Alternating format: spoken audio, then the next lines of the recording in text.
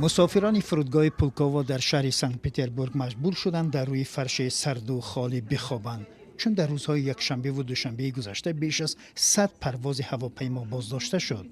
مقامات گفتند که سبب تأخیر در پروازها تهدید پهپاد یا هواپیماهای بی‌سرنشین اوکراینی به این فرودگاه بوده است.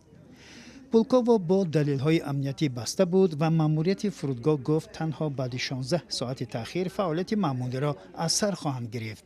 الکساندر درازینکو والی لنینگراد گفت نظام دفاعی هوایی و واحدهای مبارزه رادیو الکترونی بیش از 70 درون را نابود کردند. درباره تلفات احتمالی خبری نشر نشده است. درازینکو گفت در شهر ساحلی پریمورسک بعدی به ظرف مواد سوخت رسیدن پهپاد آتش نشانها در جای حادثه کار میکنند. در ناحیه ویبورگ ولایت لنینگراد یک ستون برق آسیب دیده است.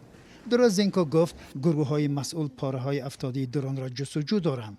پریمورسک و اوستلوگا در ساحل بحر بالتیک جایگیر بوده نقطه مهم صادرات مواد سوخت دانسته می شوند.